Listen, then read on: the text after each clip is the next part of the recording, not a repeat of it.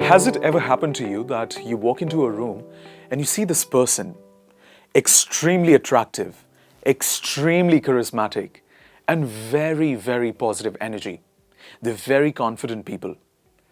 Their communication skills are strong.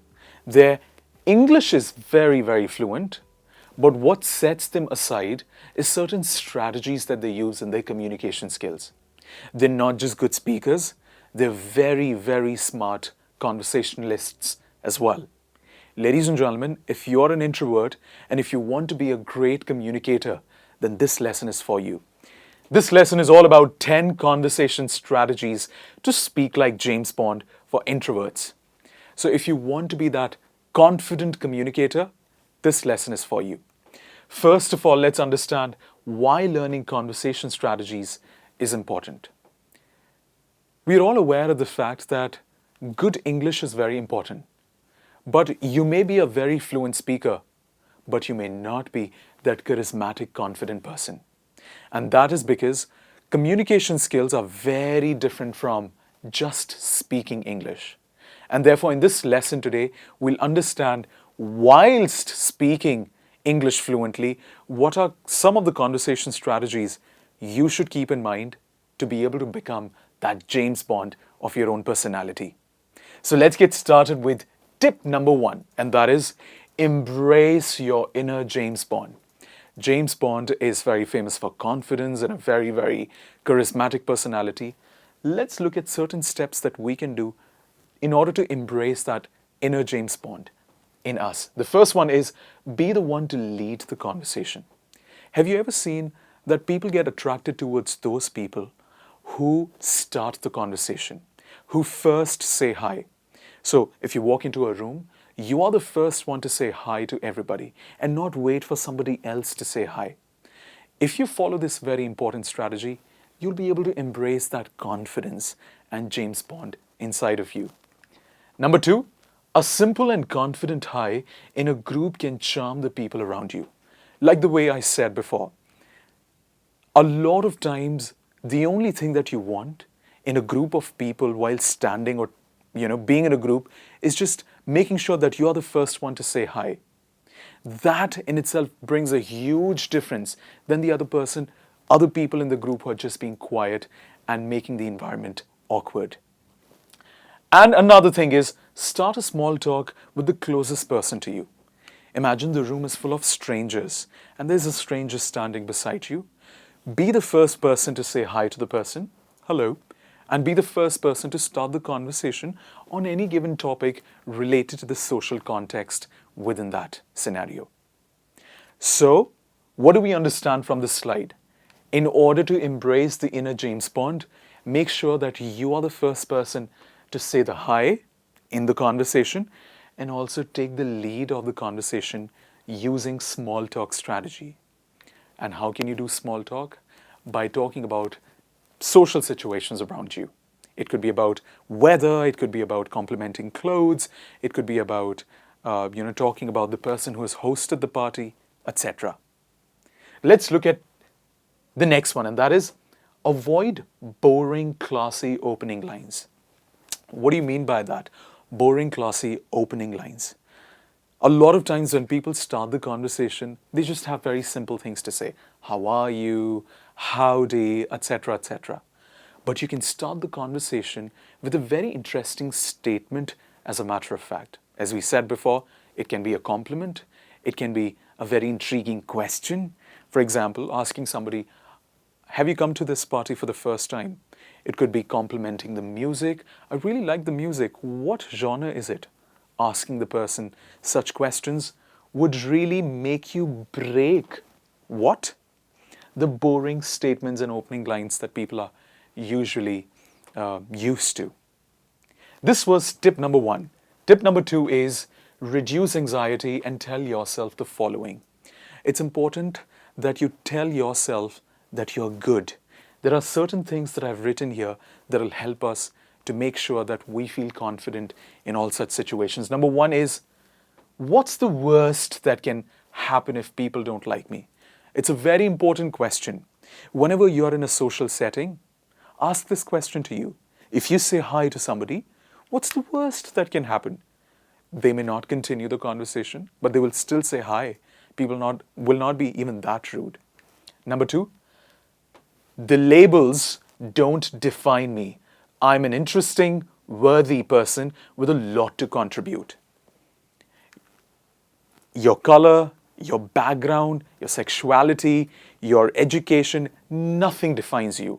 What defines you is the fact that you think of yourself as an interesting person who is worthy and a person who has a lot to contribute to society in a positive way. If you affirm these sentences, you'll intrinsically feel very, very motivated and you'll radiate a lot of confidence out of you. And finally, tell yourself just because something happened in the past doesn't mean it will happen again. Very important sentence. A lot of times people carry traumas of their past and the bad experiences that they've gone through. It's important that you told yourself that because of those bad experiences, I'm not going to continue the cycle of bad events and impact my personality. I'm going to make sure that I welcome every new experience with a lot of positivity and not let my past experiences define my personality. This was number two.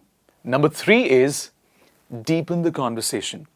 A lot of times conversations are often platonic, which basically mean they start with hello, hi, and they end with hello, hi. But it's important that you deepen it. How can you do that? Let's look at it. Ask open-ended questions that spark richer discussions, such as open-ended questions, first of all, let's understand from here, mean questions that let the person speak more than just a yes or a no. For example, do you like coffee? Is a yes or a no question. But what kind of coffee do you like? A latte, a cappuccino, a macchiato, or a espresso? All of these different types of questions are basically letting the person speak beyond yes and no. So ask open-ended questions, such as, what do you do? For example, you're a linguist or an entrepreneur, followed by a question, how did you enter the profession? So in this particular question, the person would have to speak a little more and strike the conversation with you. And therefore, the conversation is becoming deeper. Another example is, where are you from? You've asked this simple question, followed by, how is it different from the city that you today live in? Such types of questions deepen the conversation and make it richer. You get to know the person and the conversation becomes very interesting. So tip number three is deepen the conversation whenever you talk to people. Tip number four is talk like a person, not an expert. Can I share a very interesting story with you?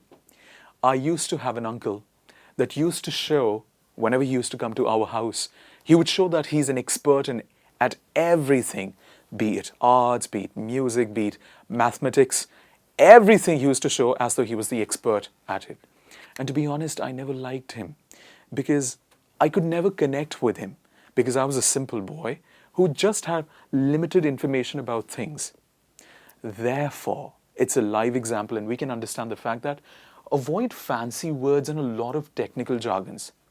Now, a lot of people may say, Pradhan, you keep on teaching fancy words and now you're saying avoid using them.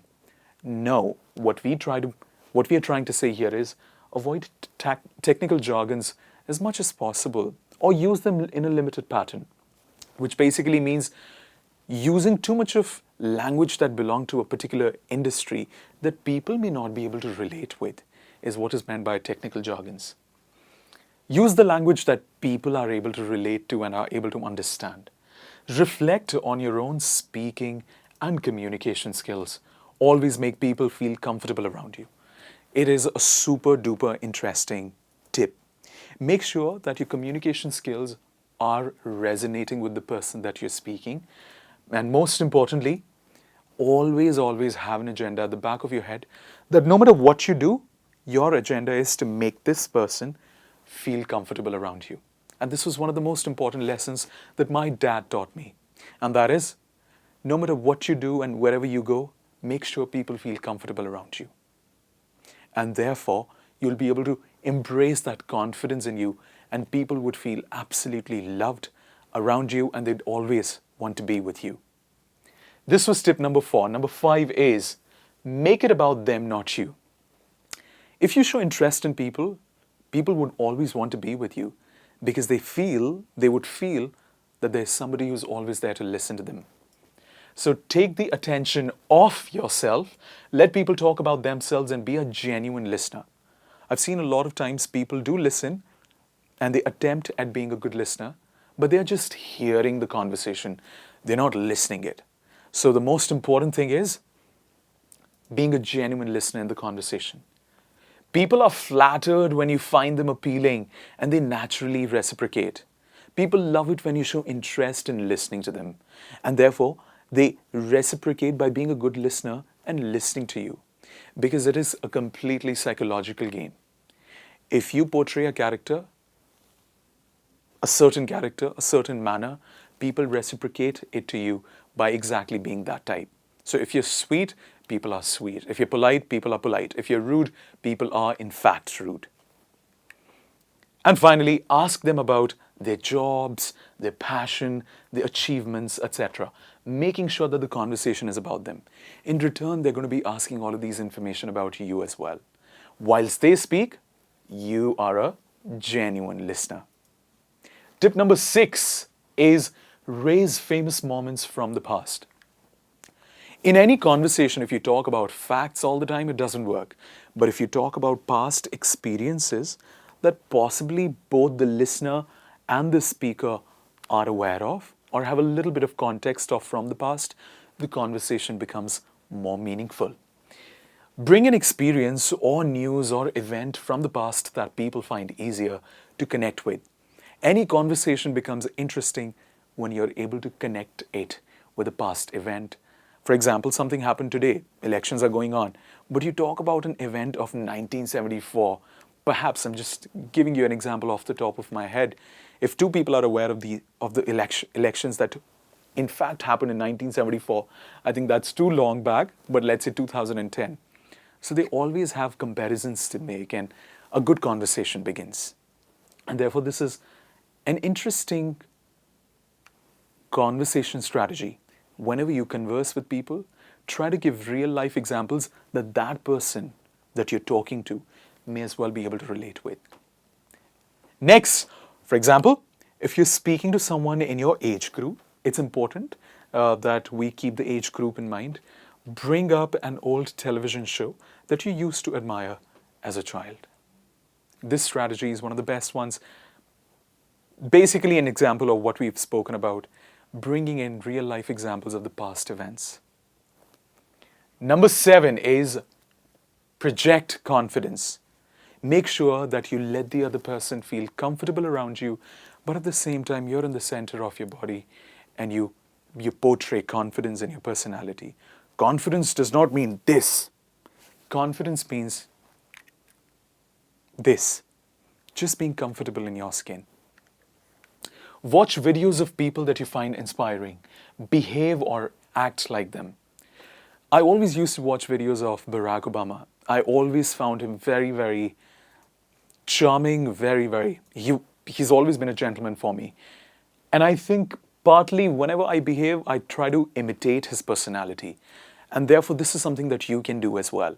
Try to find people that in fact inspire you, act like them, behave like them.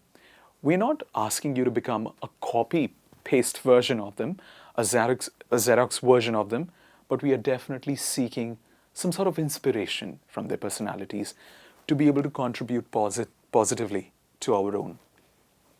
Use the 7-38-50%, 55% rule. Albert Einstein once suggested this rule, and do you know what is that? Allow me to break that rule to you. This rule means likability depends. Likability means the percentage of people liking you. It depends on these 3 different numbers. Listen carefully. 7% for what we say, but 55% of how we act and our body language. Can you imagine that? 7% is only what you say, and the rest of it is just body language and how you act. Basically, acting is 55% and 38% is body language. So most of it basically is non-verbal communication. How you're sitting, how politely you're talking, how you're eating, how you're standing, how comfortably you're treating others, politely you're treating others, all of that. Therefore, make sure that you use the 738 and 55% rule. The next one is smile with your eyes. Just look at my face when I smile, and number 2, when I smile. In this case, in the second one, I'm raising my eyebrows and I'm smiling not just with my face, but I'm smiling with my eyes. So there's a huge difference when it comes to smiling with your eyes. If your face feels and looks pleasant and happy, your conversation partner will feel relaxed. Goes without saying. To keep your face open and happy, there are certain strategies that we can use. Recall your last vacation, no matter how grievous the conversation is. I mean, how boring the conversation is. Or you can recall a funny joke or an episode of a funny TV show. Whilst talking with people, conversations can become boring at times. But you've got to watch carefully that the speaker is watching you, can see you. So as a listener, you can always smile whenever the right opportunity allows, and smile not just from face, but from your eyes as well. So this was tip number 8. The 9th one is share your mistakes. It's extremely human to accept that you commit mistakes as well. You make mistakes too, and that's fine. Psychological research shows people who accept mistakes are more likable than those who appear to be perfect. I don't know why it is so famous and so sought after character, the perfect character. Nobody is perfect. If you drop a glass, it's absolutely natural. The room was full of people. You just say, "My apologies, everyone." You possibly pick up the glass and you help the servant or the help who was there around you. And the situation continues. We don't have to feel nervous. Oh my God, how did that happen? The cloud burst and you committed an error or a mistake. After all, we are all just human beings. It's absolutely all right to make mistakes here and there. What's important is how genuinely you apologize in return. Next, it is a sign of being more approachable. When people see that you commit mistakes and you're able to accept it, people are naturally drawn to you because they see themselves as defaulters as well. So when they find default in you, they see that it's very natural and they find it very comfortable to be around you. Let your flaws shine through. It will make people like you because they will feel you're normal and human just like they are.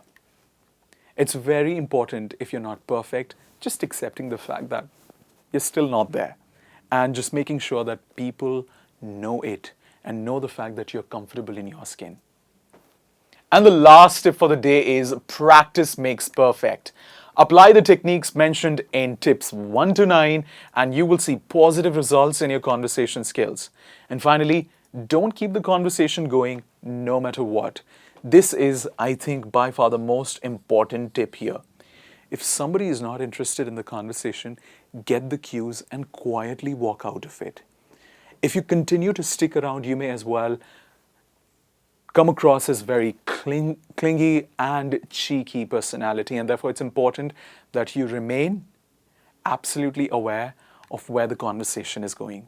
Ladies and gentlemen, the last one is end the conversation politely if the person doesn't reciprocate. As we said, make sure that you put a closure to the conversation and walk out of it if the person is not interested. And if the person is interested, you know what to do. Follow the tips in 1 to 9 and shine like a star. This was all about that we have in today's lesson. I hope you enjoyed the lesson and I'll see you soon.